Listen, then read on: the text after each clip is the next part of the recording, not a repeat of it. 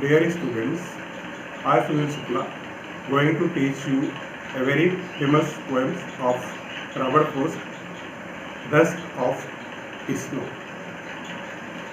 Generally, it so happened that poets used very beautiful words and beautiful plants in their poem, but here something is different because Robert Frost has taken here crow and a hemlock.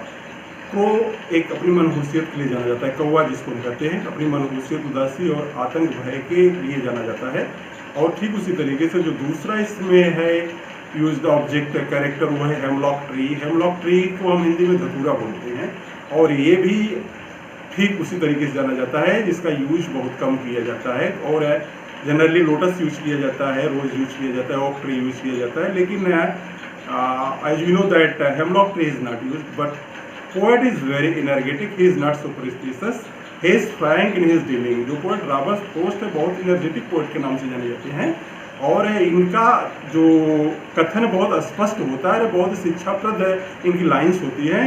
इनकी lines मैं आप लोग इसमें बता देता हूँ कि उन्होंने लिखा है miles I go before I sleep, तो अभी हमको रुकने से पहले मीलों चलना है। तो इनका कहने का मतलब है कि काम को बड़ी तत्परता से किया जाना चाहिए और जब हम किसी काम को बहुत मन लगा करके पूरी भूख के साथ उसको करते हैं तो हमेशा उसका समापन भी बहुत अच्छा होता है। तो यहाँ पर उनके देखते हैं कि क्या लिखते हैं। अच्छा, वो कहते हैं कि the way A crow so down on me. Robert frost was passing through his way, और उन्होंने जाते हुए एक जगह पर आते हैं कि जहाँ पर देखते हैं कि एक कौवा बैठा हुआ है। कहाँ बैठा हुआ है वो हेमलॉक ट्री के ऊपर बैठा हुआ है। The dust of snow from hemlock tree, और वो कौवा हेमलॉक के ट्री से, धतूरे के पेड़ से, whole of the trees covered with ice. So वहाँ से वो एक ब्रांच को हिलाता है हेमलॉक ट्री की और उस पर से कुछ बर्फ जो है वो पोएट के ऊपर झड़ के गिर जाती है। And it so happened that has given my heart change of mood. जब बर्फ पोएट के ऊपर गिरती है तो कहता है कि there is change in the mental state. I was very forwarded, I was very puzzle, I was very angry, I was very worry, I was depression, I was under depression.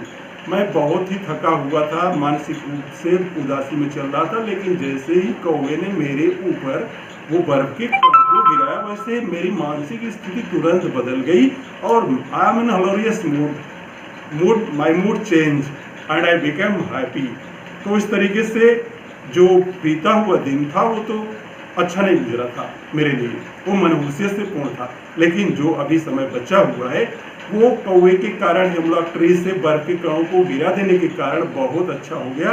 मैं mental strength full of the pleasure, अब मेरा मानसिक स्थिति बहुत ही अच्छी हो गई थी। इस तरीके से बचा हुआ दिन जो मेरा था वो अच्छा हो गया।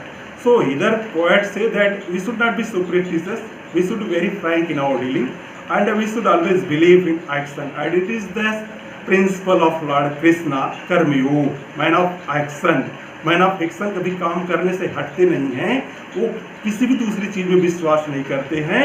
और मैं दूसरी चीज़ भी आप लोगों को बता देता हूँ कि life is full of the fluctuation, जीवन जो है उतार चढ़ाव से भरा हुआ है।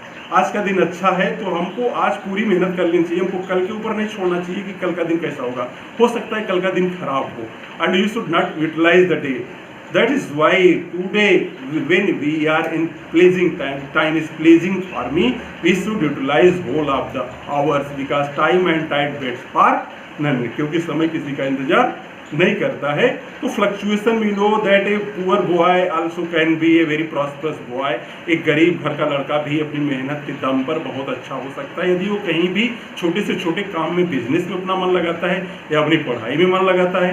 तो यदि वो ऐसा करता है और सुपरस्टिशियस नहीं होता है, अंधविश्वासी नहीं होता है और वो आलसी नहीं होता है, तो surely something happen very good in his life. और तीसरी चीज़ मैं आपसे ये भी बताना चाहता हूँ कि life is full of the expectancy. कभी भी किसी क्षण हमको नहीं करना चाहिए कि आज हमारा दिन अच्छा बुरा चल रहा है तो कल भी ऐसा बुरा चलेगा। हमको ये सोचना चाहिए कि मेरा कल अच्छा होगा, और ऐसा होता है। Often is happen always that a day is not good, not full of the pleasure, but next hour और नेक्स्ट डे में भी फुल ऑफ द प्लेजर। तो हमको कभी भी हमेशा पॉजिटिव होना चाहिए, हमको कभी निगेटिव नहीं होना चाहिए।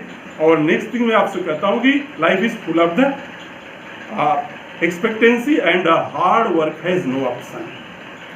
कठिन परिश्रम का कोई भी दूसरा ऑप्शन नहीं होता है। सो इन सब चीज़ों को हमने रॉबर्ट फ्रॉस्ट से सीखा है कि वो जो उनकी लाइन्स है, miles I go before I slip, the wood are lovely green and deep but miles I go before I slip. और इसको मैं बच्चों बता रहा हूँ कि पंडित जवाहरलाल नेहरू इस पोएम को बहुत अप्रिशिएट करते थे, और जिस समय मर रहे थे तो उनके पिलो के नीचे, तकिए के नीचे ये पोएम पड़ी हुई थी। So these are the very energetic lines and we should not think even in our life that something is full of the superstitious and these things will be, हम ये भी कहते हैं कि जीवन में शकुन और अपशकुन दो चीज़ें होती हैं। तो कौवे को अपशकुन के रूप में ही जाना जाता है, हेमलॉक ट्री को भी अपशकुन के रूप में ही जाना जाता है, लेकिन यहाँ पर रॉबर्ट फ्रॉस्ट ने कैसे उसका बोनस कमाया है, उन्होंने कैसे इसको बोनस में बदल दिया है कि हम अपने ऑड सर्कमस्टांसेस से भी कुछ सीख सकते हैं, हम अपनी बुरी परिस्थिति को भी अच्छी बना सकते हैं। जैसे कि बहादुर लोगों के लिए कहा गया है कि वो पहाड़ पर, जंगल में और अन्य जगह जो भी हैजार्डस कंडीशन में भी वो अपनी परिस्थितियों को सुगम बना देते हैं। So we should be brave to face all the circumstances because life is full of expectancy and life provides us challenges to survive and we should accept this challenge and fight with the circumstances to be successful। तो हमको अपने जीवन कभी हार नहीं माननी चाहिए। जब अपशकुन रूपी कौवा और हेमलॉक का ट्री भी अच्छे मान लिए गए, उसको पोएट ने पॉजिटिव माना तो अच्छा हो गया। इसलिए सारी बुरी परिस्थितियों को भी अपने कंट्रोल में कर सकते हैं। कब कर सकते हैं? जब हम पॉजिटिव होते हैं और पूरे समय को यूटिलाइज करते हैं, तो एक गरीब से गरीब भी बहुत धनवान बन सकता है। एक जिसको कोई नहीं जानता वो भी अपने आप को बहुत ही रेप्यूटेड, डिग्निफाइड कर सकता है, बहुत प्रेस्टिजियस लाइफ बना सकता है। Thank you students.